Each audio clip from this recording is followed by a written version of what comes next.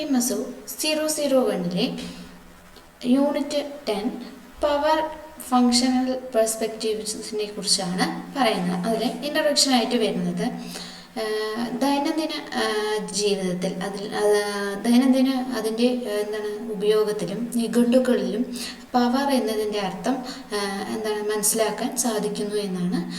അതിൻ്റെ ആരംഭം, പവറിൻ്റെ അർത്ഥത്തിൻ്റെ ആരംഭം നിഘണ്ടുക്കളിൽ നിന്നാണ് തുടങ്ങുന്നത് എന്ന് പറയുന്നു. 17-ാം 18-ാം നൂറ്റാണ്ടുകളിലെ 3 രാഷ്ട്രീയ തത്വചിന്തകർ സമൂഹത്തിൻ്റെ ആവശ്യകതയെയും ജനങ്ങൾക്ക് സ്വീകാര്യമായ അധികാരത്തിൻ്റെ സ്വഭാവത്തെയും പ്രതിഫലിപ്പിക്കുന്ന രീതിയിലേക്ക് നാം തിരിച്ചറിയുകയാണ്, അല്ലെങ്കിൽ ഓരോരുത്തരും തിരിച്ചറിയുകയാണ് ചെയ്യുന്നത്. ഒരു രാഷ്ട്രീയ ശാസ്ത്രജ്ഞനും ഒരു സാമൂഹ്യ ശാസ്ത്രജ്ഞനും അധികാരത്തിൻ്റെയും പരമാധികാരത്തിൻ്റെയും പരിധികളെക്കുറിച്ച് അവരുടെ വീക്ഷണങ്ങൾ നൽകുകയാണ് ചെയ്തത്. അതുവഴി സമൂഹത്തിലെ മറ്റ് അസോസിയേഷനുകളുടെ ഗ്രൂപ്പുകളുടെയും പ്രാധാന്യം തിരിച്ചറിയുകയാണ് ചെയ്യുന്നത്. അവരുടെ ഓറിയന്റേഷനുകൾ ഹ്രസ്വമായി അവതരിപ്പിക്കുന്നു. ഇത് 2 പ്രധാന സാമൂഹ്യശാസ്ത്രജ്ഞർ ആണ് പറയുന്നത്. മാക്സ് വെബറും ടൽകോട്ട് പാഴ്സണുമാണ് അധികാരത്തിൻ്റെ സ്വഭാവത്തെയും അതിൻ്റെ നിയമസാധുതയെയും കുറിച്ചുള്ള ചർച്ചകൾ നടത്തുകയാണ് ചെയ്യുന്നത്. മുൻകാലങ്ങൾ ചർച്ച ചെയ്യുന്നത് പോലെ പവർ ഹോൾ മാർക്കായും അവരുടെ സാധ്യത, പൊതുവായ ലക്ഷ്യങ്ങൾ സാക്ഷാത്കരിക്കാനും അതിൻ്റെ ശേഷി വർദ്ധിപ്പിക്കാനുമുള്ള സാമൂഹിക വ്യവസ്ഥയുടെ ശേഷി വിശദീകരിക്കുകയാണ് ചെയ്യുന്നത്. ഇതിലൂടെ യൂണിറ്റ് മനസ്സിലാക്കുവാനും സാധിക്കുന്നു. പ്രവർത്തനത്തിലെ യൂണിറ്റുകളെ പരാമർശിക്കുന്നത് ഉപയോഗപ്രദമാകുകയും മറ്റുള്ളവ ശക്തിയിൽ ആശയങ്ങളും സാഹചര്യങ്ങളും കൂടുതൽ വ്യക്തമാക്കുന്നതിന് പവർ അതിൻ്റെ വേരുകൾ ലാറ്റിൻ എന്ന പോസ് അല്ലെങ്കിൽ പോട്ട് എയറെ എന്നും ഇതിനെ സൂചിപ്പിക്കുകയാണ് ചെയ്യുന്നത്. ഈ വാക്കിന് ഇന്ത്യൻ ക്രമീകരണത്തിൽ നിന്നുള്ള ചില പോയിന്റുകൾക്ക് ചിത്രീകരിക്കുകയാണ് ചെയ്യുന്നത്. അത്തരം മെറ്റീരിയലുകൾ ക്ലാസിക്കൽ രചയിതാക്കളിൽ നിന്ന് എടുത്ത ഉദാഹരണങ്ങളെ അടിസ്ഥാനമാക്കിയുള്ളതല്ല എന്നാണ് പറയപ്പെടുന്നത്. ഇനി പറയാൻ പോകുന്നത് ഏർലി റൈറ്റേഴ്സിനെ കുറിച്ചാണ്. ഹോബ്സും ലോക്കും റൂസോയെയും കുറിച്ചാണ് ഇനി പറയാൻ പോകുന്നത്. സാമൂഹ്യ ശാസ്ത്രം ജനിക്കുന്നതിനു മുമ്പ് തന്നെ തങ്ങളുടെ വീക്ഷണം പ്രകടിപ്പിച്ച ആദ്യകാല പണ്ഡിതന്മാരുടെ രചനകളിൽ ചില പ്രധാന പദങ്ങളുടെ ചർച്ച പൊതുസാഹിത്യത്തിൽ കാണാൻ സാധിച്ചു എന്നാണ് പറയുന്നത്. അവരുടെ രചനകളിൽ ഈ വാക്കുകളുടെ അർത്ഥവും പ്രാധാന്യം കണ്ടെത്താൻ ശ്രമിക്കുകയാണ് ചെയ്തത്. ഇവിടെ പവർ എന്ന വാക്ക് അതിൻ്റെ പ്രവർത്തനവുമായുള്ള ലിങ്കുകളും 3 എഴുത്തുകാരുടെ സംഭാവനയിലൂടെയാണ് കാണുന്നത് എന്നാണ് പറയുന്നത്. ഹോബ്സ്, ലോക്ക്, റൂസോ നിർവചനങ്ങൾ അനുസരിച്ച് അധികാര ബന്ധങ്ങൾ അസാമാന്യമായ നിലപാടുകളുമായി ബന്ധപ്പെട്ടിരിക്കുന്നു എന്നാണ് പറയുന്നത്. കൂടാതെ ഗുരുതരമായ ചോദ്യം അതിൽ സ്ഥാപിച്ചിരിക്കുന്ന വ്യക്തികൾക്കിടയിൽ ഉയർന്ന ബന്ധമാണ് ഉള്ളത്. ഫിലോസഫിക്കൽ ലൈഫിൽ പോലും സഹിഷ്ണുത കാണിക്കുകയോ അംഗീകരിക്കുകയോ ചെയ്യേണ്ടത് എന്തുകൊണ്ടാണെന്നും നമുക്ക് മറ്റൊരു ആശയമുണ്ട്. മനുഷ്യൻ സ്വതന്ത്രനായി ജനിച്ചു, എല്ലായിടത്തും അവൻ ചങ്ങലകളിലാണ് എന്നാണ് പറയുന്നത്. 1789 ഫ്രഞ്ച് വിപ്ലവത്തിന് സാമൂഹികമായി തയ്യാറെടുക്കുമ്പോൾ ഫ്രാൻസിൽ ഈ ആശയം ഏറ്റവും ശക്തമായി സംസ്കരിച്ചു എന്നാണ്. അതിനെക്കുറിച്ച് ഏറ്റവും കൂടുതൽ ശക്തമായി തന്നെ അതിനെക്കുറിച്ച് പറയപ്പെട്ടു എന്നാണ് പറയുന്നത്. ശക്തമായി മനുഷ്യൻ എല്ലാറ്റിൻ്റെയും അളവുകോലാണ് എന്നാണ് പുതിയ നിർദ്ദേശമായി മാറുന്നത്. അതിനെക്കുറിച്ചാണ് പറയുന്നത്. മതേതര അറിവ് എൻസൈക്ലോപീഡിയകളിൽ സമാഹരിക്കുകയും രാഷ്ട്രീയ തത്വചിന്തകൾക്കിടയിൽ ഹോബ്സ് മനുഷ്യന്റെ സ്വഭാവത്തെക്കുറിച്ച് ചോദ്യം ചെയ്യുകയാണ് ചെയ്യുന്നത്. പരസ്പരം തുല്യരായ പ്രകൃതി വ്യക്തികളെക്കുറിച്ച് അദ്ദേഹം സംസാരിക്കുന്നതായി പറയുന്നു. മനുഷ്യനും തമ്മിലുള്ള വ്യത്യാസം അത്ര പ്രാധാന്യമുള്ളതല്ല. ആ ഒരു മനുഷ്യന് മറ്റൊരാളെ കണ്ട് നടിക്കാൻ കഴിയാത്ത ഏത് പ്രയോജനവും സ്വയം അവകാശപ്പെടാൻ കഴിയും. അതുപോലെ തന്നെ ഏതെങ്കിലും 2 പുരുഷന്മാർ ഒരേ കാര്യം ആഗ്രഹിക്കുന്നുവെങ്കിൽ അവർക്ക് ആസ്വദിക്കാൻ കഴിയില്ല എന്നും അവർ ശത്രുക്കളായി മാറുകയും ചെയ്യുമെന്നാണ് പറയുന്നത്. അവർ നശിപ്പിക്കാനോ പരസ്പരം കീഴ്പ്പെടുത്താനോ ശ്രമിക്കുകയാണ് ചെയ്യുന്നത്. മനുഷ്യന്റെ സ്വഭാവത്തിൽ വഴക്കിന്റെ 3 കാരണങ്ങളും മഹത്വം നാം കണ്ടെത്തുകയാണ് ചെയ്യുന്നത്. ആദ്യത്തെ, പുരുഷന്മാരെ ആക്രമണം ഉപയോഗിക്കാനും മത്സരം നടത്താനും നയിക്കുന്നു എന്നാണ് പറയുന്നത്. മറ്റ് പുരുഷന്മാരുടെ ഭാര്യമാരും കുട്ടികളും കന്നുകാലികളും അവരെ പ്രതിരോധിക്കാൻ വേണ്ടി രണ്ടാമതായി പറയുന്നത്. മൂന്നാമത്തേത്, ഒരു വാക്കായി ഒരു പുഞ്ചിരി അല്ലെങ്കിൽ അവരുടെ ബന്ധുക്കളുടെ രാഷ്ട്രീയങ്ങളിലോ തൊഴിലിലോ പ്രതിഫലിപ്പിക്കുന്നതിലൂടെയാണ് ഇത് കാണപ്പെടുന്നതെന്ന് പറയുന്നു. ഓരോ മനുഷ്യനും ഓരോ ശത്രുവാണെന്നും ആ സമയത്തിൻ്റെ വിവരണമില്ല എങ്കിൽ കലയില്ല, കത്തുകളില്ല, സമൂഹമില്ല. കൂടാതെ മനുഷ്യന്റെ ജീവിതവും ഏകാന്തതവും ദാരിദ്ര്യവും വൃത്തികെട്ടതും മൃഗീയവും ആണെന്നും ഹ്രസ്വവും അതിനാൽ പ്രകൃതിയുടെ നിയമങ്ങളുടെ ആവശ്യകതയും അവയെ വിസ്മയിപ്പിക്കാനുള്ള ക്രമവും നിലനിർത്തേണ്ടതിൻ്റെ ആവശ്യകതയ്ക്ക് ഉത്തരം നൽകാനുള്ള ഒരു പൊതു ശക്തിയാണെന്ന് അദ്ദേഹത്തിൻ്റെ പരിഹാരം യോജിച്ച രീതിയിലാണ് ഇവിടെ പറയുന്നത് എന്ന് പറയുന്നു. പ്രവർത്തനപരമായ വീക്ഷണം. മറ്റ് ചിന്തകർ മനുഷ്യ സ്വഭാവത്തിൻ്റെയും പരിഹാരത്തിൻ്റെയും ചിത്രീകരണത്തോട് വിയോജിക്കുകയും ചെയ്തു എന്ന് പറയുന്നു.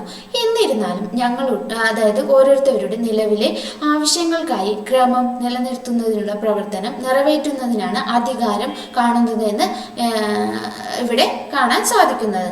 ജോൺ ലോക്ക് മനുഷ്യന്റെ തുല്യതയിൽ സമ്മതിക്കുകയും തെറ്റായ പ്രവൃത്തിയെ ശിക്ഷിക്കാൻ വേണ്ടി അവനിൽ അവകാശം നൽകുകയും ചെയ്യുന്നു എന്ന് പറയുന്നു. അത്തരം സ്വതന്ത്രം ദുരുപയോഗം ചെയ്യപ്പെടാൻ ജഡ്ജിയാകണമെങ്കിൽ അതിനാൽ പൊതു സമ്മതത്തോടെ ഈ റോളുകൾ സിവിൽ ഗവൺമെന്റിന്റെ വാദവും നിർവഹിക്കുമെന്ന് സംസ്ഥാനത്തിന് ആവശ്യമാണെന്ന് പറയുന്നു. റൂസോ പറയുന്നത് 3 എഴുത്തുകാരിൽ ഏറ്റവും പ്രശസ്തനാണ് എന്നാണ് പറയുന്നത്.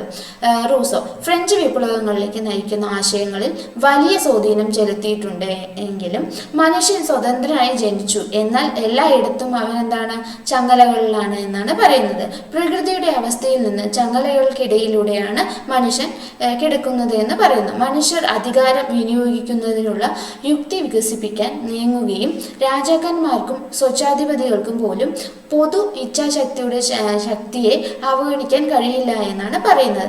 അതിനാൽ നിർത്തലാക്കാനുള്ള യുക്തി രാജ്യങ്ങളും റിപ്പബ്ലിക്കുകളും കൊണ്ടുവരികയാണ് ഇവിടെ ചെയ്യുന്നത്.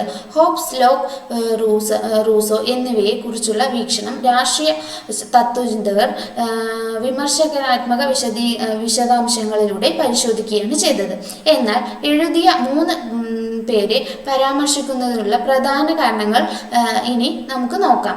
ഒന്നാമതായിട്ട്, ക്രമം നിലനിർത്താൻ കേന്ദ്ര അധികാരം ഉണ്ടായിരിക്കേണ്ടതിൻ്റെ ആവശ്യകത ഊന്നി പറയുകയാണ് ചെയ്തത്. ഈ അർത്ഥത്തിൽ അവസ്ഥ ഒരു പ്രവർത്തനവുമായി ബന്ധപ്പെട്ടിരിക്കുന്നു എന്ന് പറയുന്നു. അധികാരത്തിൻ്റെ അസാമ്യമായ വിതരണത്തിന് ഒരു വിശദീകരണവും ന്യായീകരണവും ആവശ്യമാണ് എന്നാണ് പറയുന്നത്. ഇവിടെ 2 വശങ്ങൾ പ്രധാനമാണെന്നും ആർക്കാണ് അധികാരം ലഭിക്കുന്നത് എന്നും അതിൻ്റെ നിയമസാധുത എന്താണ് എന്നും വ്യക്തികളുമായി സംസ്ഥാനവുമായി ബന്ധപ്പെട്ട് 2 ചോദ്യങ്ങളാണ് ഇവിടെ വരുന്നത് എന്ന് പറയുന്നു.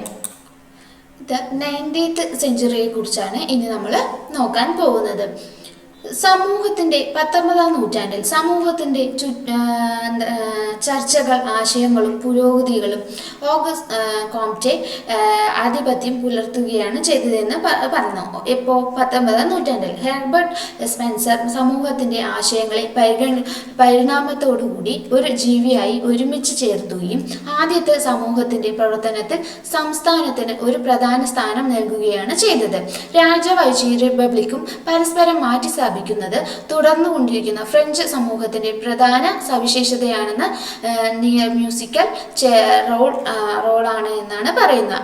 ആത്യന്തികമായി ഒരു 1871 ബുദ്ധിജീവികൾക്ക് അതിൻ്റെ വിജയത്തിൽ ഒരു പങ്കുണ്ട് എന്നാണ് ഇവിടെ പറയുന്നത്. ഒരു ചക്രവർത്തിയുടെ കൊണ്ട് 3 റിപ്പബ്ലിക് സ്ഥിരത കൈവരിച്ച ഒരു സൈന്യം ഉണ്ടായി എന്നാണ് പറയുന്നത്.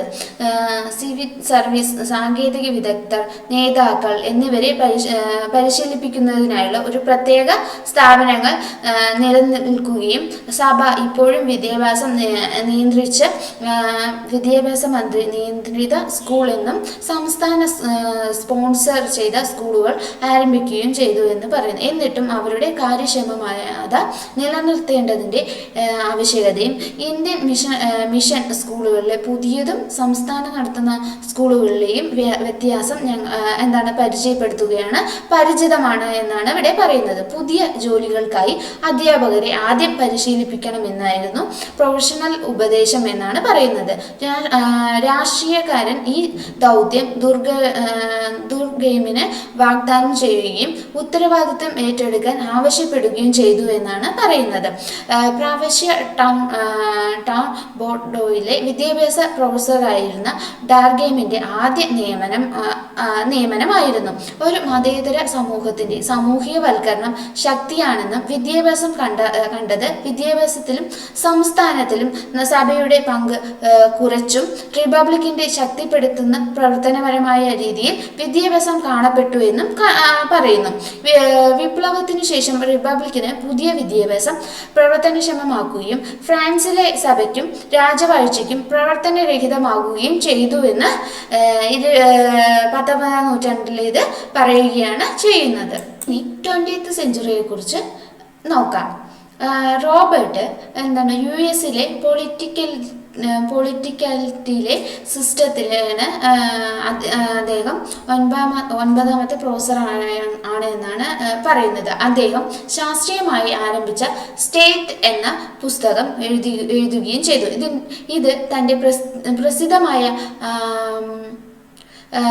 മാസിവർ സൽഡിൽ നിന്നുള്ള ഒരു വ്യതിചലനമായിരുന്നു എന്നും ഭരണകൂടം സഹവർത്തിത്വമല്ല, ഭരണകൂടത്തിൻ്റെ പരമാധികാരം സമ്പൂർണവും അവിഭാജ്യവുമാണെന്ന് പറയുകയാണ് ചെയ്യുന്നത്. സമൂഹവുമായി വിപുലമാണെന്നും വിപുലമാണെന്നും സമൂഹത്തിലെ വിവിധ അവയവങ്ങൾ തമ്മിലുള്ള ബന്ധം അദ്ദേഹം പുനർപരിശോധിക്കുകയും 3 സാധ്യതകൾ പരിശോധിക്കുകയാണ് ഇതിലൂടെ ചെയ്തത്. ഒന്നാമത്, സംസ്ഥാനത്തിന് മാത്രം മറ്റ് അസോസിയേഷനുകളിലേക്കാൾ മികച്ച പ്രകടനം നടത്താൻ കഴിയുന്നുവെന്നും, രണ്ടാമതായിട്ട് പ്രവർത്തനങ്ങൾ ഏറ്റെടുക്കുകയാണ് ചെയ്യുന്നതെന്നും, 3 മറ്റ് സംഘടനകൾക്ക് സംസ്ഥാനത്തേക്കാൾ മികച്ച പ്രകടനം നടത്താൻ കഴിയുമെന്നും, പ്രവർത്തനങ്ങൾ അദ്ദേഹത്തിന്റെ വീക്ഷണത്തിൽ സംസ്ഥാന സമൂഹത്തിലെ മഹത്തായ കൂട്ടായ്മകളിൽ ഒന്നായിരുന്നു എന്നും പറയുന്നു.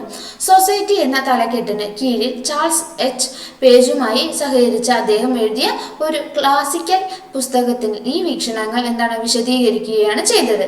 ഇത് ഏകദേശം 1/2 നൂറ്റാണ്ടോളം സമൂഹശാസ്ത്ര വിദ്യാർത്ഥികൾക്ക് ഇന്ത്യയിൽ ശ്രദ്ധാപൂർവം അതിനെക്കുറിച്ച് വായിച്ചെടുക്കാൻ മനസ്സിലാവുകയും ചെയ്തു എന്ന് പറയുന്നു. അതുപോലെ തന്നെ UK-യിൽ ഹാരഡോ ലാസ്കി രാഷ്ട്രീയ പ്രസ്ഥാനങ്ങളിലും രാഷ്ട്രത്തിന്റെ വ്യാകരണത്തിലും വലിയ സ്വാധീനം ചെലുത്തുകയും ചെയ്തു. സമൂഹത്തിൽ ബഹുവചന ശക്തി കേന്ദ്രങ്ങൾ ഉണ്ടെന്നും അവയിലൊന്ന് ഭരണകൂടം എന്ന വീക്ഷണം അദ്ദേഹം മുന്നോട്ട് വയ്ക്കുകയും ചെയ്തു. ലാസ്കിയും മാക്സറും വായിക്കുന്ന വിദ്യാർത്ഥികൾക്ക് സംസ്ഥാനത്തിൻ്റെ സമൂഹത്തിലെ മറ്റ് അസോസിയേഷനുകളുടെ ഗ്രൂപ്പിൻ്റെ അന്തർപ്രവർത്തനങ്ങളുടെ സ്വഭാവം ചർച്ച ചെയ്യുന്നതിൽ അധികാരത്തിൻ്റെ ബഹുവചന സ്രോതസ്സുകൾ പ്രധാനമാണെന്ന് ഇവിടെ പറയുകയാണ് ചെയ്തത്. സംസ്ഥാന രാഷ്ട്രീയവും ആശ്രിത വേരിയബിളുമായി കണക്കാക്കാൻ തുടങ്ങി എന്നതാണ് മൊത്തത്തിൽ അതിൻ്റെ ഒരു ഫലം തന്നെയാണ് എന്നാണ് പറയുന്നത്. മാക്സ് വെബർ ആൻഡ് ടാൽകോട്ട് പാഴ്സൺ ഇവര് അധികാരത്തിൻ്റെ സ്വഭാവത്തെയും അതിൻ്റെ നിയമസാധുതയെയും കുറിച്ച് നേരത്തെ പറഞ്ഞിട്ടുണ്ടായിരുന്നു. അവയിൽ നിന്ന് 2 ചോദ്യങ്ങളാണ് ജർമ്മൻ ക്ലാസിക്കൽ സോഷ്യോളജിസ്റ്റ് മാക്സ് വെബറും കേന്ദ്രീകൃതമായി പരിഗണിക്കുകയും സംസ്ഥാന പ്രതിനിധീകരിക്കുന്ന വീക്ഷണം മുന്നോട്ട് വെച്ച ടാൽകോട്ട് പാഴ്സൺസ് അഭിപ്രായപ്പെടുകയും ചെയ്തു എന്നാണ് പറയുന്നത്. ഒരു സാമൂഹ്യ വ്യവസ്ഥയുടെ കൂട്ടായ ലക്ഷ്യങ്ങൾ സാക്ഷാത്കരിക്കുന്നതിനും ഏജൻസി ഈ എഴുത്തുകാരാണ് എന്നാണ് പറയുന്നത്. അപ്പോൾ ഇതിൽ കൂടുതലായി ശ്രദ്ധ കേന്ദ്രീകരിക്കുന്നുവെന്ന് പറയുന്നു. മാക്സ് വെബർ മാക്സ് വെബറിന്റെ ഒരു ഇൻട്രൊഡക്ഷൻ ആണ് ഇനി പറയുന്നത്. മാക്സ് വെബർ ഒരു പ്രമുഖ ജർമ്മൻ സാമൂഹ്യ ശാസ്ത്രജ്ഞനാണ്. 1764 ഏപ്രിൽ 29 ജനിച്ചു. 1920 വരെ ജീവിക്കുകയാണ് അദ്ദേഹം ചെയ്തത് എന്ന് പറയുന്നു. ബാച്ചിലേഴ്സ് ഡിഗ്രിക്കും മറ്റു യൂണിറ്റുകൾക്കും വേണ്ടിയുള്ള യൂണിറ്റുകളിൽ നൽകിയിരിക്കുന്ന അദ്ദേഹത്തിന്റെ കൃതികളെ കുറിച്ചുള്ള പരാമർശത്തിലേക്ക് അദ്ദേഹം ഓരോ കാര്യങ്ങൾ വീക്ഷിക്കുകയാണ് ചെയ്തത്. അതുപോലെ തന്നെയാണ് അതുപോലെ രാഷ്ട്രീയ ഏകീകരണം ഒരു വലിയ ശക്തിയായി കാലഘട്ടം അടയാളപ്പെടുത്തുമെന്നും അദ്ദേഹം ഓർക്കുകയാണ് ചെയ്തത്. കൂടാതെ വെർസൽസ് സമാധാന ഉടമ്പടിയിൽ ഒപ്പുവെക്കുന്ന സമയത്ത് വെബറിന്റെ വിദഗ്ധ അഭിപ്രായം എന്താണ് ലഭ്യമായിരുന്നു എന്ന് പറയുന്നു. ഫ്രാൻസിനും പിന്നീട് റിപ്പബ്ലിക്കിലെ വെയ്റ്റ്നാറിനായി ഒരു ഭരണഘടന തയ്യാറാക്കാൻ സജീവ രാഷ്ട്രീയകരമായ യൂണിവേഴ്സിറ്റി പ്രൊഫസർമാരുടെ മതവിദ്യാലയങ്ങളുടെയും അദ്ദേഹത്തിന്റെ കുടുംബം പശ്ചാത്തലം മുതലാളിത്തവും ബ്യൂറോക്രാറ്റിക് ജോലിയും രാഷ്ട്രീയ പ്രക്രിയകളുടെ വിപുലമായ അനുഭവം അദ്ദേഹത്തിന് നൽകുകയും ചെയ്തു. ഒരു പ്രമുഖ ചിന്തകൻ എന്ന നിലയിൽ അദ്ദേഹം ഈ അനുഭവങ്ങൾ സങ്കല്പിക്കുകയും വിശകലനം ചെയ്യുകയും ചെയ്തു. ലോകതലത്തിലുള്ള ചർച്ചകൾ പടിഞ്ഞാറൻ യൂറോപ്പിൽ നിന്ന് മാത്രമായി 90-ാം നൂറ്റാണ്ടിൽ അതായത് ഒരു കൂട്ടം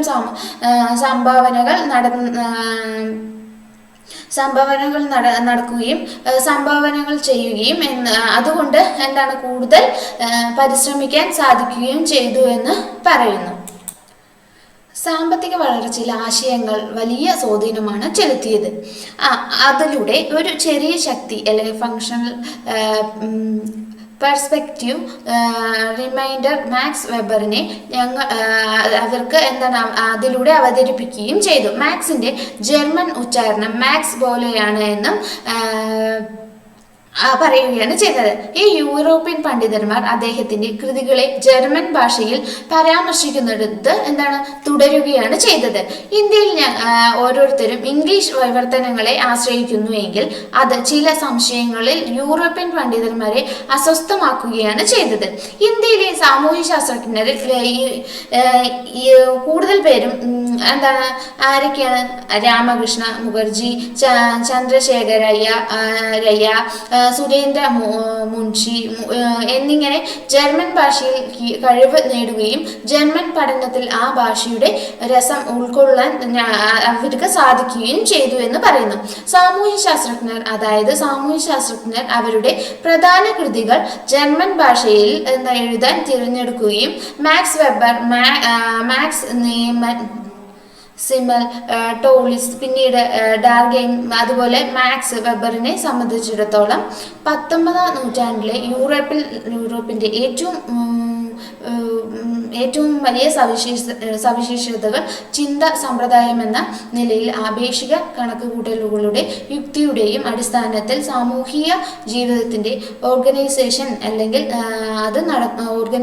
നടക്കുകയും ചെയ്യുന്നു.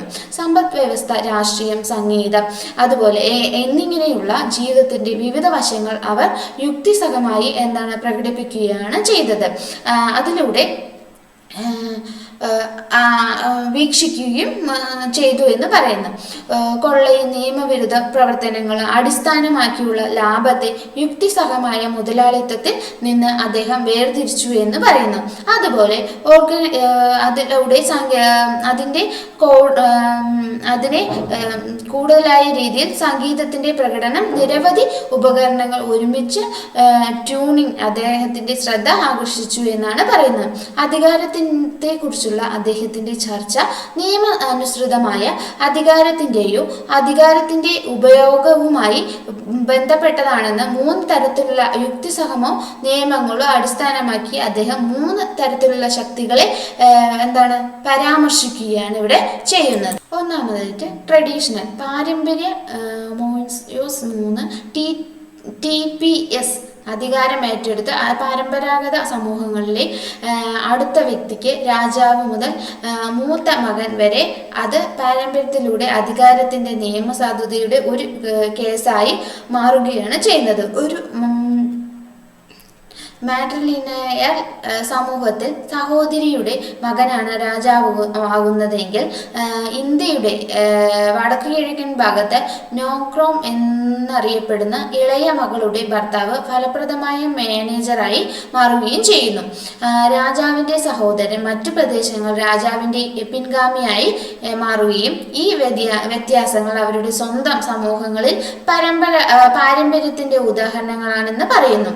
ഒരു അമേരിക്കൻ ഗോത്രത്തിൽ എന്താണ് അധികാരം വിലപ്പെട്ട വസ്തുക്കളെ നശിപ്പിക്കുകയും അതിനെ കത്തിക്കുകയും ചെയ്തു. ഒരു വ്യക്തിയുടേതായിരുന്നു. ലോകമെമ്പാടും ഗോത്ര പശ്ചാത്തലത്തിലോ മേധാവികളായാലോ അധികാരം ഏറ്റെടുക്കുന്നതിനുള്ള നിയമങ്ങൾ ബന്ധപ്പെട്ട പ്രദേശത്തിന്റെ പാരമ്പര്യങ്ങളെ അടിസ്ഥാനമാക്കിയുള്ളതാണെന്ന് പറയുന്നു. കേന്ദ്ര ആശയം ചിത്രീകരിക്കാൻ ഈ ഉദാഹരണങ്ങൾ തിരഞ്ഞെടുക്കുകയാണ് ചെയ്തത്. മാക്സ് വെബർ അല്ല, ഫ്യൂഡൽ പ്രഭുക്കന്മാരുടെ ഉദാഹരണങ്ങളും ഒരു രാജാവുമായുള്ള അവരുടെ ബന്ധങ്ങളും പാരമ്പര്യത്തെ ട്രഡീഷണൽ അല്ലെങ്കിൽ അധികാരത്തിന്റെ നിയമസാധുതയുടെ ഉറവിടമായി വിശകലനം ചെയ്യുകയാണ് ചെയ്യുന്നത്. പിന്നെ അടുത്ത് രണ്ടാമതായി പറയുന്നത് ബ്യൂറോക്രസി എന്ന വാക്ക്. ബ്യൂറോക്രസി ആ വാക്ക് അക്ഷരാർത്ഥത്തിൽ നിരവധി ഡ്രോയറുകളുള്ള ഒരു വലിയ പട്ടികയെ സൂചിപ്പിക്കുകയാണ് ചെയ്യുന്നത്. ഒരു പൊതുവിഷയം കൈകാര്യം ചെയ്യുന്ന വ്യത്യസ്ത പേപ്പറുകൾ ഒരു ഡ്രോയറിൽ സ്ഥാപിക്കുകയും പേപ്പറുകളുടെ വർഗീകരണത്തിൽ നിരവധി ഡ്രോയറുകൾ സഹായിക്കുകയും അതിനെ ചെയ്യുന്നു. മൊത്തത്തിൽ ബ്യൂറോ രഹസ്യ വിവരങ്ങൾ കൈകാര്യം ചെയ്യുന്ന ഒരു സ്ഥാപനമായി മാറുകയും ചെയ്യുന്നു. എക്സാമ്പിളായിട്ട് പൊതുജനങ്ങൾക്ക് ഔദ്യോഗിക വിവരങ്ങൾ നൽകുന്ന പ്രസ് ബ്യൂറോയെ റെഫറൻസ് ചെയ്യുകയാണ് ഇവിടെ ചെയ്യുന്നത്. സർക്കാരിൽ നിരവധി ഓഫീസുകൾ സംഘടിപ്പിച്ചിട്ടുണ്ടെങ്കിലും റിക്രൂട്ട്മെന്റ്, പരിശീലനം, പ്രമോഷൻ, സേവനങ്ങൾ അവസാനിപ്പിക്കാൻ എന്നിവയ്ക്കുള്ള നിയമങ്ങളുണ്ടെന്നും വ്യക്തിയെ ഓഫീസിൽ നിന്ന് വേർപെടുത്തുകയും അവന്റെ അധികാരങ്ങൾ നിർവചിക്കപ്പെടുകയും ചെയ്യുന്നു എന്ന് പറയുന്നു. അതുപോലെ തന്നെ മുതിർന്നവരുടെയും കീഴുദ്യോഗസ്ഥരുടെയും ഓഫീസിന്റെ ശ്രേണിയും അവരെ നിയന്ത്രിക്കുന്ന നിയമങ്ങളും ഉണ്ട് എന്നാണ് പറയുന്നത്. അവരുടെ അടിസ്ഥാനത്തിൽ അവർ പേപ്പറുകൾ കൈമാറുകയോ പ്രവർത്തിക്കാൻ വിസമ്മതിക്കുകയോ ചെയ്യുന്നു എന്നാണ് പറയുന്നത്. ഒരു വശത്ത് തീരുമാനമെടുക്കുന്നവരും ബ്യൂറോക്രാറ്റിക് താഴെയുള്ള വ്യക്തികളും തമ്മിലുള്ള ബന്ധമാണ് ബ്യൂറോക്രാറ്റാണെന്ന് മറ്റൻ അഭിപ്രായപ്പെടുകയാണ് ചെയ്യുന്നത്. ഏത് പേപ്പറുകൾ ഫോർവേഡ് ചെയ്യണോ അത് അത് ഏതെല്ലാം തരത്തിലാണ് തരംതിരിക്കേണ്ടതെന്നും തീരുമാനിക്കാൻ കഴിയുന്നതിൽ അദ്ദേഹം അധികാരം നേടുകയാണ് ചെയ്യുന്നത്. എന്നാൽ വെബറിന്റെ നിയന്ത്രണങ്ങളിൽ നിന്ന് stop record, start virtual studio, അതുപോലെ തന്നെ പവർ പോയിന്റ് ഓഫ് ബ്യൂറോക്രസി ഒരു യുക്തിസഹമായ നിയമവ്യവസ്ഥയാണ് ഇവിടെ ചെയ്യുന്നത്. അത് ആ രീതിയിൽ പ്രവർത്തിക്കുന്നു എന്ന് പറയുന്നു. ബ്യൂറോക്രസി യുക്തിസഹമായ നിയമവ്യവസ്ഥയാണ്. അതിൽ നിന്ന് അതിൻ്റെ നിയമസാധുത ലഭിക്കുകയും ചെയ്യുന്നു എന്ന് പറയുന്നു. ഇനി മൂന്നാമതായി പറയുന്നത് കരിഷ്മ. പേർഷ്യൻ ഉറുദു എന്ന വാക്ക് യൂറോപ്യൻ ഭാഷകളിലേക്ക് സഞ്ചരിക്കുന്ന മൂലപദമാണെന്ന് കരിഷ്മ എന്ന് പറയുന്നു. കരിഷ്മ അല്ലെങ്കിൽ കരിഷ്മ ഒരു വ്യക്തിയുടെ അധികാര സാധാരണ കഴിവുകളെ സൂചിപ്പിക്കുകയും കൂടാതെ ഒരു വിശുദ്ധന്റെ ശക്തികളെയും വിവരിക്കാൻ ഉപയോഗിക്കുന്നു എന്ന് പറയുന്നു. ഒരു ദൈവിക ഘടകം പോലെയുള്ള ഒന്ന് അത് അത്ഭുതങ്ങൾ സ്വയം നിലനിർത്തുകയും അതിൻ്റെ തുടർച്ച സാധനങ്ങൾ വിതരണം ചെയ്യാനുള്ള അതിൻ്റെ ശേഷിയെ ആശ്രയിച്ചിരിക്കുകയും ചെയ്യുന്നു. ഒരു വ്യക്തിയുടെ ഗുണങ്ങൾ ഫലപ്രദമായി നിലനിൽക്കുന്നില്ലെങ്കിൽ പ്രായമോ വൈകല്യമോ ആയിരിക്കുമെന്നെങ്കിൽ അയാൾക്ക് അവൾക്ക് അല്ലെങ്കിൽ കരിഷ്മ കഷ്ടപ്പെടുകയും കരിഷ്മയുടെ നിയമ സാധുത പാരമ്പര്യത്തിൽ നിന്നോ യുക്തിസഹമായ ബ്യൂറോക്രസിയിൽ നിന്നോ ഒഴുക്കുന്നില്ല എന്നാണ് പറയുന്നത്. വാസ്തവത്തിൽ കരിസ്മാറ്റിക് ചിത്രം രണ്ടിനെയും അസാധുവാക്കുകയും വ്യക്തിഗത അസാധാരണമായ പ്രകടനം സ്വന്തം ന്യായീകരികമായി അവതരിപ്പിക്കുകയും ചെയ്യുന്നു. വളരെ കുറച്ച് വിപ്ലവ വ്യക്തിത്വങ്ങൾ മതേതര ക്രമീകരണത്തിനും അത്തരമൊരു ശക്തി പ്രയോഗിക്കുകയും ഇവിടെ വെബർ കൂട്ടിച്ചേർക്കുകയാണ് ചെയ്യുന്നത്. ഒരു കരിസ്മാറ്റിക് നേതാവ് അസാധാരണമായ രീതികളുടെ അധികാരത്തിൽ വന്നേക്കാമെങ്കിൽ എന്നാൽ അദ്ദേഹത്തിന്റെ അധികാരത്തിൽ തുടരുന്നത് പാരമ്പര്യത്തിലേക്കോ റിലേഷണൽ ബ്യൂറോക്രസിയിലേക്കോ ഉള്ള ഒരു ആശ്രയത്തിലൂടെ നിയമസാധുത ആവശ്യമാണ് എന്നാണ് പറയുന്നത്. അങ്ങനെയാണെങ്കിൽ കുറച്ച് വിപ്ലവകാരികൾ യഥാസ്ഥിതികൾ ഒരു അനുമാനിക്കുകയും ശക്തിയായി മാറുന്നതിലൂടെ അധികാരത്തിന്റെ നിയമസാധുതകളുടെ 3 വഴികൾ ഒരുമിച്ച് സ്വീകരിച്ച ശേഷം ആധുനിക ജനാധിപത്യങ്ങൾ ഭരണഘടനാപരമായ വഴികളിൽ വൈദഗ്ധ്യം നേടുമെന്ന് ചൂണ്ടിക്കാണിക്കുകയാണ് ചെയ്യുന്നത്. പ്രധാനമായും ബുള്ളറ്റിലൂടെയല്ല, പ്രധാനമായും ബാലറ്റ് വഴിയാണ് വാസ്തവത്തിൽ ജനാധിപത്യത്തിന്റെ പരീക്ഷണം തിരഞ്ഞെടുപ്പിലൂടെയാണ് അധികാരം കൈമാറ്റത്തിന്റെ സുഗമമാക്കുന്ന രീതിയിലാണ് നടക്കുന്നതെന്ന് രാഷ്ട്രീയ വ്യവസ്ഥയുടെ തുടർച്ചയുമാണ് എന്നാണ് പറയുന്നത്. ഈ സ്കോറിൽ മാനുഷിക വികസന സൂചികയിൽ രാജ്യങ്ങളുടെ സ്ഥാനം കണക്കാക്കുകയും കുറഞ്ഞത് ഇവിടെ ഇന്ത്യക്ക് പല ഏഷ്യൻ ആഫ്രിക്കൻ രാജ്യങ്ങളെക്കാളും കൂടുതൽ അനുകൂലമായ പോയിന്റുകൾ ലഭിക്കുമെന്നും കൂടാതെ കുറച്ച് ലാറ്റിൻ അമേരിക്കൻ രാജ്യങ്ങൾ നിയമങ്ങൾ അല്ലെങ്കിൽ നിയന്ത്രണങ്ങൾ ഏർപ്പെടുത്തുകയും ചെയ്തു എന്നാണ് പറയുന്നത്. ഇനി ടാൽകോട്ട് പാഴ്സനെ കുറിച്ചാണ് പറയാൻ പോകുന്നത്. ടാൽകോട്ട് പാഴ്സൺ മാക്സ് വെബറിന്റെ ഏതാനും കൃതികൾ ജർമ്മനിയിൽ നിന്ന് ഇംഗ്ലീഷിലേക്ക് വിവർത്തനം ചെയ്യുകയാണ് ചെയ്തത്. സമൂഹത്തിനായുള്ള അധികാരത്തെയും അതിന്റെ പ്രവർത്തനങ്ങളെയും കുറിച്ചുള്ള പഠനത്തിന് ഒരു പ്രധാന സംഭാവന അദ്ദേഹം നൽകുകയും ചെയ്തു. ഒരു സമൂഹത്തെ നിലനിൽക്കുന്നതിനു വേണ്ടി ഒരു സമൂഹത്തിന്റെ ചില കൂട്ടായ ലക്ഷ്യങ്ങൾ സാക്ഷാത്കരിക്കുന്നതിനും പ്രാപ്തമാക്കുന്നതിനും ആവശ്യമായ ഒരു വ്യവസ്ഥയായി ഇവിടെ അധികാരത്തെ കാണുകയാണ് ചെയ്യുന്നത്. ഒരു ആധുനിക സമൂഹത്തിൽ പ്രവർത്തനങ്ങൾ വ്യത്യസ്തവും പരസ്പര ബന്ധിതവുമാണെന്നാണ് പറയുന്നത്. ഒരു സിസ്റ്റത്തിന്റെ സവിശേഷതകൾ ഉപസിസ്റ്റത്തിന്റെ പുനർനിർമ്മിക്കപ്പെടുകയും രാഷ്ട്രീയം ഉപസിസ്റ്റങ്ങൾ ഒന്നാണ്, അത് എങ്ങനെ സംഘടിപ്പിക്കപ്പെടുന്നുവെന്നും പ്രവർത്തിക്കുന്നുവെന്നും ചുരുക്കത്തിൽ പറഞ്ഞിരിക്കുകയാണ് ഇവിടെ ചെയ്യുന്നത്. പ്രവർത്തനപരമായ സമീപനം എന്നാൽ സംഘർഷങ്ങളുടെ അഭാവം എന്നല്ല അർത്ഥമാക്കുന്നത്.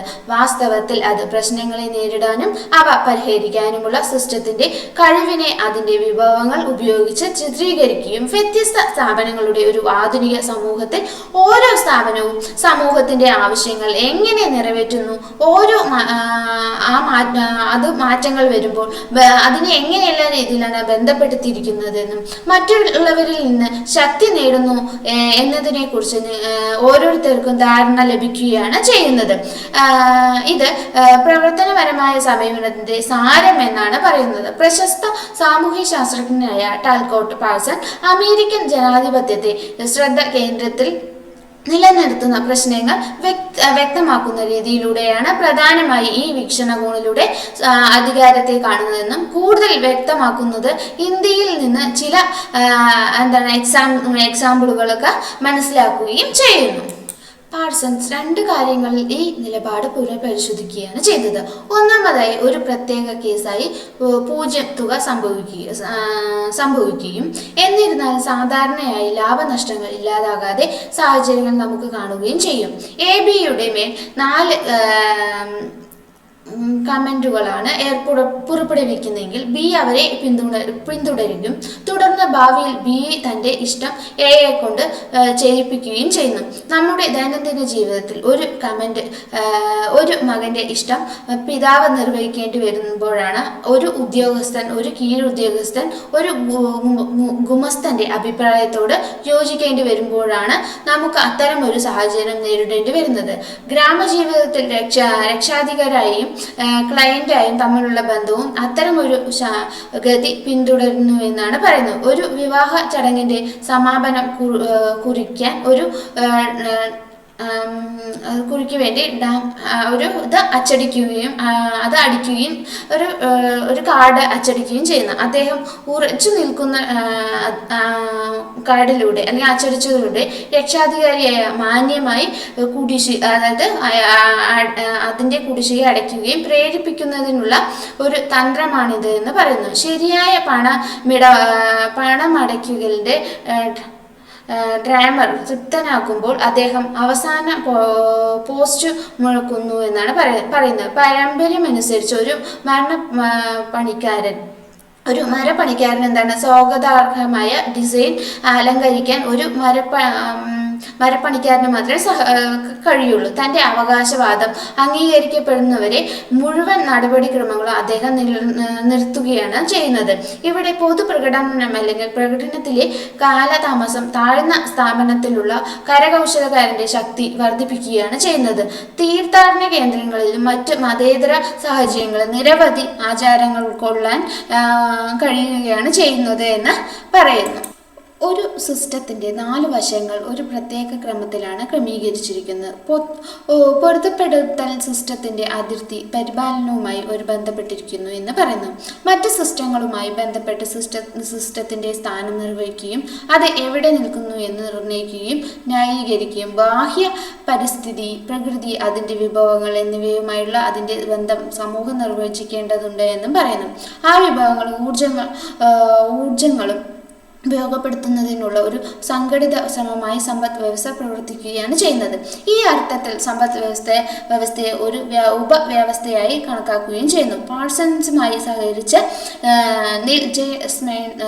സ്മെൽസർ സാമ്പത്തിക ശാസ്ത്രത്തെ ഒരു ഉപവ്യവസ്ഥയായി വിശകലനം ചെയ്യുകയും UK-യിൽ സാമ്പത്തിക ശാസ്ത്രം പഠിച്ച സ്മെൽസർ US-ൽ ഹാർവാർഡ് പാഴ്സൺസിലെ ചേർന്നപ്പോഴാണ് സമ്പദ് വ്യവസ്ഥ സാമൂഹ്യ വ്യവസ്ഥകളുമായി ബന്ധിപ്പിക്കാൻ തുടങ്ങിയത് എന്ന് പറയുന്നു. അങ്ങനെ 2 മഹാന്മാരായ എഴുത്തുകാർ ഇക്കണോമിക് ആൻഡ് സൊസൈറ്റി എന്ന പ്രധാന കൃതികൾ രചിക്കുകയാണ് ചെയ്തത്. ഇനി പറയുന്നത് പാഴ്സൺസും മിൽസിനെയും കുറിച്ചാണ് നമ്മൾ പറയുന്നത്. കുറച്ച് വർഷങ്ങൾക്ക് ശേഷം പാഴ്സൺസ് ആധുനിക സാമൂഹ്യങ്ങളിലെ ഘടനയും പ്രക്രിയയും എന്ന പേരിൽ മറ്റൊരു കൃതി എഴുതുകയാണ് ചെയ്തത്. അപ്പോഴേക്കും പാഴ്സൺസ് ലളിതമായ ഭാഷയിൽ എഴുതാൻ തുടങ്ങിയിരുന്നു എന്ന് പറയുന്നു. തൻ്റെ ആശയങ്ങൾ ലളിതമായ രൂപത്തിൽ അവതരിപ്പിക്കാൻ ഒരു എഴുത്തുകാരനെ നിയമിച്ചിരുന്നു എന്ന് പറയുന്നു. പാഴ്സൺസ് സർവകലാശാലയിൽ ആ പുസ്തകത്തെ അടിസ്ഥാനമാക്കി ഒരു പ്രഭാഷണം നടത്തുകയും ചെയ്തു. പ്രഭാഷണത്തിനു ശേഷം വിദ്യാർത്ഥികൾ പരസ്പരം സംസാരിച്ചുകൊണ്ട് പാഴ്സൺസ് എന്താണ് പറഞ്ഞത് എനിക്ക് മനസ്സിലായില്ല, മറ്റൊരാൾ പറഞ്ഞു, പക്ഷേ അതിൽ പുതിയതെന്തോന്ന് കിടപ്പുണ്ട് എന്ന് അവരെന്താണ് സംഭാഷണം ചെയ്യുകയാണ് ചെയ്യുന്നത്.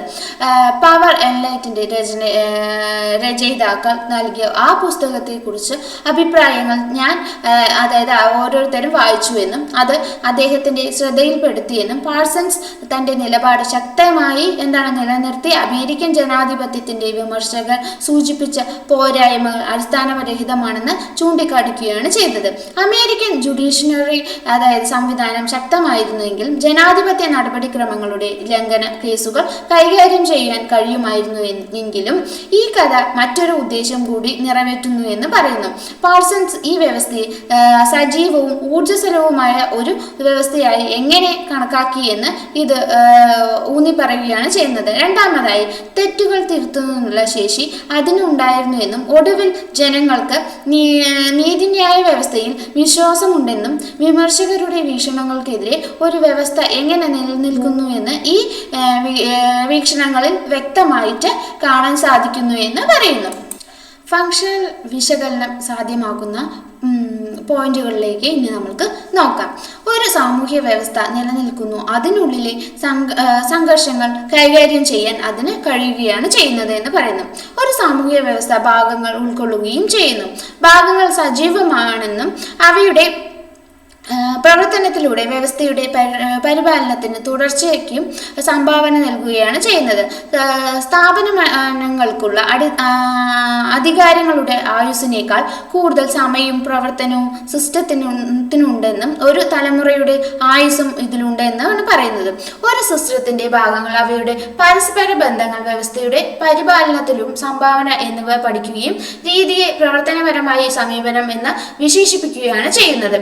അതുപോലെ പ്രവർത്തനപരമായ വിശകലനത്തിന് അടിസ്ഥാനം സ്പെൻസർ സ്ഥാപിച്ചു എന്ന് പറയുന്നത്. ഡാർഗിൻ, മലനോവിസ്കി, റാഡ്ക്ലിഫ് ബ്രൗൺ കൂടുതൽ വിശദാംശങ്ങൾ ഈ സമീപനത്തിലൂടെ ആധുനിക സമൂഹങ്ങളെ വിശകലനം ചെയ്യുന്നതിന് മുൻകാല യൂണിറ്റുകൾ അതുപോലെ നമ്മൾ പഠിച്ചില്ലേ അതെല്ലാം പറയുന്നു എന്നാണ് പറയുന്നത്. ചില വിശകലനങ്ങളിൽ നിയോ ഫങ്ഷണലിസ്റ്റുകൾ എന്ന് വിളിക്കപ്പെടുകയും പാഴ്സന്റെ മെർട്ടന്റെയും പേരുകൾ നമുക്ക് ഓർമ്മിക്കാൻ സാധിക്കുന്നു അല്ലേ. നമ്മൾ മുമ്പെല്ലാം പഠിച്ചല്ലോ. മലനോവിസ്കി കഴിഞ്ഞ യൂണിറ്റുകളിലായിട്ട് നമ്മൾ ഇവരെ കുറിച്ചെല്ലാം ഡീറ്റെയിൽ ആയി നമ്മൾ പഠിച്ചിട്ടുണ്ട്. മാലോവിസ്കി, റാഡ്ക്ലിഫ് ബ്രൗൺ എന്നിവർ അടിസ്ഥാനപരമായി പ്രകൃതി സമൂഹങ്ങളെ പഠിച്ചിരുന്നു എന്നാണ് പറയുന്നത്. അത് ശരി തന്നെയാണ്. ഡാർക്കൈം ഈ സമീപനം മറ്റ് രണ്ട് സമീപനങ്ങളോടൊപ്പം ഉപയോഗിച്ചിരുന്നു. താരതമ്യ സമീപനത്തിന്റെ കാര്യത്തിൽ എന്താണ് പരിണാമപരവും വിശദീകരണവുമാണ്. മെർട്ടൻ ഈ ആശയങ്ങൾ ആധുനിക സമൂഹങ്ങളിലേക്ക് വ്യാപിക്കുകയും പ്രവർത്തനരഹിതമായ അതിലൂടെ പ്രകടനം ഒളിഞ്ഞിരിക്കുന്നതുമായ പ്രവർത്തനങ്ങൾ തുടങ്ങിയ പദപ്രയോഗങ്ങൾ സൃഷ്ടിക്കുകയും അവ അനോമിയുടെ പഠനവുമായി ബന്ധപ്പെട്ടിരിക്കുകയും ചെയ്തു എന്നാണ് പറയുന്നത്. അതിൽ അദ്ദേഹം ലക്ഷ്യങ്ങളുടെ മാർഗങ്ങളുടെയും പരസ്പര ബന്ധത്തെക്കുറിച്ച് ചർച്ച ചെയ്യുകയാണ് ചെയ്തത്. പാഴ്സൺസ് സാമൂഹിക വ്യവസ്ഥയെക്കുറിച്ച് പഠനവുമായി ബന്ധപ്പെട്ടിരിക്കുകയും ആംഗിൾ മാതൃകയിൽ സിസ്റ്റത്തിന്റെ പ്രവർത്തനപരമായ ആവശ്യകതകളിലും അദ്ദേഹത്തിന്റെ പ്രധാന പോയിന്റുകൾ ഈ യൂണിറ്റിൽ നമുക്ക് എന്താണ് മനസ്സിലാക്കാൻ സാധിച്ചു എന്നാണ് പറയുന്നത്. സമ്പദ് വ്യവസ്ഥ, രാഷ്ട്രീയം, മതം തുടങ്ങിയ ഓരോ ഭാഗത്തെയും വിവിധ എഴുത്തുകാർ ഈ സമീപനം കൂടുതൽ വ്യാപിപ്പിക്കുകയാണ് ചെയ്തത്. ഒരു ആശയം എന്ന നിലയിൽ അധികാരം രാഷ്ട്രീയ മേഖലയുടേതാണ് എന്നും അധികാരത്തിന്റെ പ്രവർത്തന വിശകലനം അതിന് രണ്ട് തലങ്ങളിലായി പരിഗണിക്കുന്നു എന്ന് പറയുന്നു. ഒന്നാമത്തെ തലത്തിൽ എന്താ പറയുന്നത് എന്ന് നമുക്ക് നോക്കാം. ആർക്കാണ് ആരുടെ മേൽ അധികാരമുള്ളത്? തുക, അത് ഒരു പൂജ്യമാണ്. ഇതൊരു പരമ്പരാഗത ഉത്തരമാണ് എന്നാണ് പറയുന്നത്. മറുവശത്ത് അധികാരത്തോടുള്ള പ്രവർത്തനപരമായ സമീപനം അതിനെ പൂജ്യമല്ലാത്ത ഒരു തുകയായി കണക്കാക്കുകയും ഇത് ഒരു പ്രത്യേക സാഹചര്യം എന്ന നിലയിൽ ഒരു പൂജ്യത്തുകയായി മാറുകയും, അതായത് പൂജ്യം തുക പൂജ്യമല്ലാത്ത തുകയുടെ കൂടുതൽ സമഗ്രമായ കേസിൽ ഉൾപ്പെടുത്തുകയാണ് ചെയ്യുന്നത്. രണ്ടാമതായിട്ട് ഒരു സിസ്റ്റത്തിന്റെ കൂട്ടായ ലക്ഷ്യങ്ങൾ സാക്ഷാത്കരിക്കാനുള്ള സാമാന്യവൽക്കരിച്ച ശേഷിയെയാണ് പവർ എന്ന് പറയുന്നത്. ഈ സമീപനം മറ്റേതെങ്കിലും മൂന്നിനും മുകളിലുള്ള അധികാരത്തിന്റെ മത്സരാധിഷ്ഠിത വശത്തിന് അപ്പുറമാണ് എന്നാണ് ഈ സിസ്റ്റം കൊണ്ട് ഉദ്ദേശിക്കുന്നത്. ഇനി നമ്മൾ നോക്കുന്നത് പോളിറ്റി ആസ് എ സബ്സിസ്റ്റത്തിനെ കുറിച്ചാണ് നോക്കുന്നത്. സമൂഹത്തിന്റെ ഒരു ഉപവ്യവസ്ഥ എന്ന നിലയിൽ രാഷ്ട്രത്തിന്റെ വിശകലനത്തിലേക്ക് നമുക്ക് തിരിഞ്ഞു നോക്കാം. ഇന്ത്യയിൽ അത്തരം അക്കാദമിക് വ്യായാമങ്ങൾക്ക് അവയുടെ സമാന്തരത ഉണ്ട് എന്നും ഇന്ത്യയിലെ ജാതിയെ കുറിച്ച് പഠിക്കുമ്പോൾ നമ്മൾ ഉപജാതികളെയും പരാമർശിക്കുകയും അതിന്റെ കൂട്ടത്തെ GS ഗൂറിയുടെയും പ്രശസ്തമായ പ്രസ്താവനയെ ഓർമ്മിക്കുന്നു എന്നാണ് പറയുന്നത്. ഉപജാതിയാണ് യഥാർത്ഥ ജാതി എന്ന് പറയുന്നു. പിൻകാല ഇന്ത്യൻ അമേരിക്കൻ സാമൂഹ്യശാസ്ത്രജ്ഞർ ഉപജാതികളെ പരാമർശിക്കാൻ തദ്ദേശ പദമായി ജാതി ഉപയോഗിക്കാൻ തുടങ്ങി എന്നാണ് പറയുന്നത്. ഇവിടെ നമ്മുടെ പ്രധാന ആശങ്ക ഒരു ഉപവ്യവസ്ഥ പൊതു സ്ഥലത്തിൽ എങ്ങനെ വിശകലനം ചെയ്യപ്പെടുന്നു എന്നതാണ് ഏറ്റവും വലിയൊരു ആശങ്ക. ഉപവ്യവസ്ഥ ഒരു വ്യവസ്ഥ പോലെയാണോ പെരുമാറുന്നത്? അതൊരു ക്വസ്റ്റ്യൻ ആയിട്ട് വരുന്നു. പാഴ്സന്റെ സ്മെൽസറുടെയും അതിലൂടെ അവർ പറയുന്നത് സമ്പദ് വ്യവസ്ഥ ഒരു ഉപവ്യവസ്ഥയാണ്, രാഷ്ട്രീയം ഒരു ഉപവ്യവസ്ഥയാണ്. അവർ എങ്ങനെയാണ് പ്രവർത്തിക്കുന്നത് എന്ന് എന്ത് അർത്ഥമാക്കുന്നത് എന്നെല്ലാം ഇനി നമ്മൾക്ക് കാണാൻ സാധിക്കുന്നു. ഒരു ഉപവ്യവസ്ഥ ഒരു വ്യവസ്ഥയുടെ സവിശേഷതകൾ പുനർനിർമ്മിക്കുകയും അതിന്റെ ഗുണങ്ങൾ നേടുകയും ചെയ്യുന്നു എന്ന് പറയുന്നു. ഒരു ജാതിയുടെ കാര്യം നമ്മൾ പരാമർശിച്ചുകൊണ്ടാണ് തുടങ്ങുന്നത്. അതുപോലെ ഒരു കുടുംബ ചക്രത്തിൽ ഒരു പിതാവിന്റെ മരണശേഷം അദ്ദേഹത്തിന്റെ 2 or 4 ആൺമക്കൾ സ്വന്തം യൂണിറ്റുകൾ അല്ലെങ്കിൽ സ്വന്തം കുടുംബത്തെ സ്ഥാപിക്കുമ്പോൾ ഒരു കൂട്ടുകുടുംബം നിരവധി അണുകുടുംബങ്ങളായി രൂപപ്പെടുകയാണ് ചെയ്യുന്നത്. പിന്നീട് അവർക്ക് ആൺമക്കൾ ജനിക്കുന്നു. അവർ വിവാഹിതരാകുകയും കുടുംബം വീണ്ടും സംയുക്തമാകുകയും കുട്ടികളുടെ കൂട്ടിച്ചേർക്കൽ കൂടുതൽ സ്ഥിരീകരിക്കുകയും ചെയ്യുന്നു. ഒരു തലമുറയിൽ മക്കൾ അടുത്ത തലമുറയിൽ മാതാപിതാക്കളും 3ാം തലമുറയിൽ മുത്തശ്ശന്മാരും ആയി മാറുകയും ചെയ്യുന്നു. ഗ്രാമപ്രദേശങ്ങളിൽ ഇത്തരം പ്രവണതകൾ ധാരാളമായി കാണപ്പെടുകയും ചെയ്യുന്നു. ഒരു സമ്പദ് വ്യവസ്ഥയുടെ വളർച്ചയുടെ പ്രക്രിയയിൽ ഒരു കമ്പനിയോ ബാങ്കോ ഒരു ബ്രാഞ്ച് ഓഫീസ് സ്ഥാപിക്കുകയോ അത് ഉടൻ തന്നെ ഒരു പൂർണ്ണ യൂണിറ്റിന്റെ പദവി നേടുകയും ചെയ്യുന്നു. പഞ്ചാബിലും അയൽ സംസ്ഥാനങ്ങളിൽ വിദ്യാഭ്യാസ മേഖലയിൽ ഒരു പുതിയ ക്യാമ്പസ് തുറക്കുന്ന ഒരു സർവകലാശാലയെ നമ്മൾ അത് എല്ലാ ആവശ്യങ്ങൾക്കും ഒരു സ്വയംഭരണ യൂണിറ്റായി മാറുകയാണ് ചെയ്യുന്നത്. രാഷ്ട്രീയ മേഖലയിൽ ഒരു ഫെഡറൽ കേന്ദ്ര ഗവൺമെന്റ്, നിരവധി സംസ്ഥാന സർക്കാരുകൾ, കുറച്ച് കേന്ദ്രഭരണ പ്രദേശങ്ങൾ എന്നിവ ഓരോരുത്തർക്കും നൽകുകയാണ് ചെയ്യുന്നത്. ഇവയെല്ലാം അധികാര വിതരണത്തിൽ ചില വ്യത്യാസങ്ങളുള്ള പ്രാധാന്യം ഗവൺമെന്റിന്റെ കേസുകളെയാണ് ഇവിടെ പറയുന്നത്. വികേന്ദ്രീകരണത്തിലൂടെയും അടുത്ത ഘട്ടങ്ങൾ ഈ രീതി ജില്ലാ പഞ്ചായത്ത് സമിതികൾ, ഗ്രാമപഞ്ചായത്ത് എന്നിവയിലേക്ക് മുന്നോട്ട് കൊണ്ടുപോകുകയും ഈ എല്ലാ തലങ്ങളിലും വ്യത്യസ്ത അളവുകൾ ബന്ധപ്പെട്ട യൂണിറ്റുകൾക്ക് അധികാര വിനിയോഗം പ്രവർത്തനക്ഷമമായി ഇരിക്കുകയും കൂടാതെ സിസ്റ്റം തുടരണമെങ്കിൽ നല്ലതായ ആംഗിളിലൂടെയായി തിരിച്ചു വിളിക്കുന്നതിന് അതിന്റെ ഓരോ ആവശ്യങ്ങൾ നിറവേറ്റുന്നതിനായി പറയുന്നു. അതില് ഓരോ രാഷ്ട്രീയ യൂണിറ്റും അതിന്റെ അതിരുകൾ നിർവഹിക്കുകയും ബാഹ്യ സാഹചര്യങ്ങളിൽ പൊരുത്തപ്പെടുകയും വേണമെന്നാണ്. പൊതു നന്മയ്ക്കായി ഉപയോഗിക്കുന്നത് അതിന് അതിൻ്റെതായ സ്വാഭാവികവും മറ്റ് വിഭാഗങ്ങളും ഉണ്ടെന്ന് പറയുന്നു. രണ്ടാമതായിട്ട് പൊതു ലക്ഷ്യങ്ങൾ രാഷ്ട്രീയത്തിലൂടെ നിറവേറ്റപ്പെടുകയും അങ്ങനെ ഒരു തർക്കമോ സംഘർഷമോ ഉണ്ടായാൽ അവർക്ക് എന്താണ് ലഭിക്കുന്നത്, എങ്ങനെ ലഭിക്കുമെന്ന് വ്യക്തമാക്കുന്ന ഭരണ നിയമങ്ങളുണ്ട് എന്നാണ് ഇവിടെ പറയുന്നത്. അനൗപചാരിക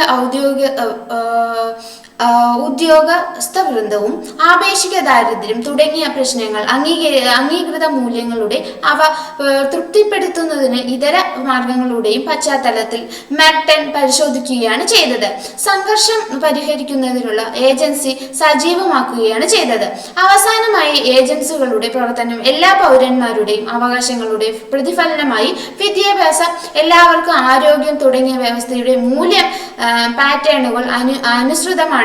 ഇന്ത്യയിലെ രാഷ്ട്രീയത്തിലെ ഓരോ ഉപവ്യവസ്ഥയെയും കേന്ദ്ര ഗവൺമെന്റ്, സംസ്ഥാനങ്ങൾ, ജില്ലാ പരിഷത്തുകൾ, മുനിസിപ്പൽ ഗവൺമെന്റുകൾ, പഞ്ചായത്ത് സമിതി, ഗ്രാമപഞ്ചായത്ത് എന്നിവ ഈ പ്രവർത്തനങ്ങൾക്ക് നിർവഹിക്കേണ്ടതിന്റെ വിശദാംശങ്ങൾ വ്യത്യസ്തമായിരിക്കുമെന്നും വ്യാപ്തി വളരെ വ്യത്യസ്തമായി കാണപ്പെടുന്നു എന്നും എന്നിരുന്നാലും പ്രവർത്തനപരമായ ആവശ്യങ്ങൾക്ക് ശ്രദ്ധിക്കേണ്ടതുണ്ട് എന്നാണ്. ഒരു ഉപവ്യവസ്ഥ ഒരു സിസ്റ്റത്തിന്റെ സവിശേഷതകൾ എങ്ങനെ പുനർനിർമ്മിക്കുന്നുവെന്നും ഈ ഒരു എക്സാമ്പിളിലൂടെ നമുക്ക് വ്യക്തമാക്കാൻ സാധിക്കുന്നു എന്നാണ് പറയുന്നത്. കൂടാതെ ഓരോ തലത്തിലും ഈ ആവശ്യകതകൾ നിറവേറ്റുന്നതിന്റെ രീതിയെക്കുറിച്ച് അതിന്റെ ധാരണ സിസ്റ്റത്തിന്റെ ഉപവ്യവസ്ഥ പ്രവർത്തനപരമായ വിശകലനത്തിലൂടെ മുന്നോട്ട് പോകുകയാണ് ചെയ്യുന്നത്. അമേരിക്കൻ ജനാധിപത്യത്തിൽ ഉൾപ്പെട്ടിരിക്കുന്ന രാഷ്ട്രീയ പ്രക്രിയയെ പാഴ്സൺസ് വിശകലനം ചെയ്യുകയും ചെയ്തു. അധികാരത്തിലെ സംഘർഷങ്ങളെ പ്രവർത്തനപരമായ സമീപനം ശ്രദ്ധിക്കുന്നതിനുണ്ടെന്നും ഊന്നി പറയേണ്ടതുണ്ട് എന്നും ഇവിടെ പറയുന്നു.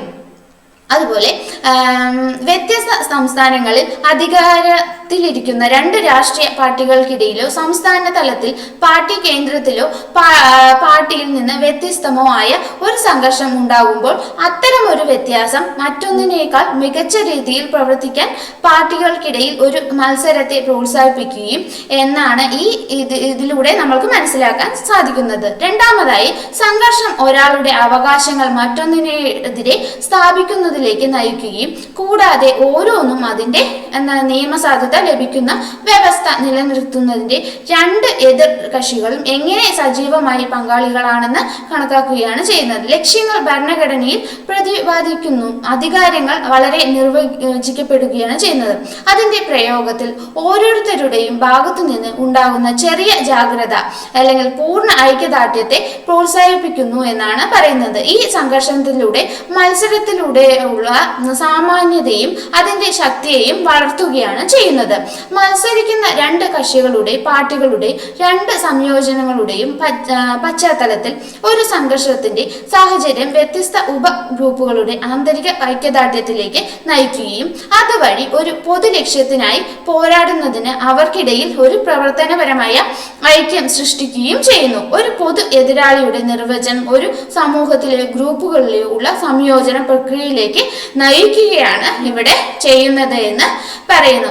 ഇതിലൂടെ എന്താണ്, എല്ലാ മനുഷ്യരുടെയും ഓരോ പ്രവർത്തനവും എങ്ങനെയാണ് ഐക്യത്തോടുകൂടി പെരുമാറുകയും അതിനു വേണ്ട രീതികളെ കുറിച്ച് അല്ലെങ്കിൽ അതിനു വേണ്ട കാഴ്ചപ്പാടും എല്ലാം എന്താണ് ഒരേപോലെ ആയിരിക്കണമെന്നും എല്ലാ പ്രവർത്തനങ്ങളും നല്ല രീതിയിൽ മുന്നോട്ട് കൊണ്ടുപോകണമെന്നാണ് ഇതിലൂടെ മനസ്സിലാക്കാൻ സാധിച്ചത്.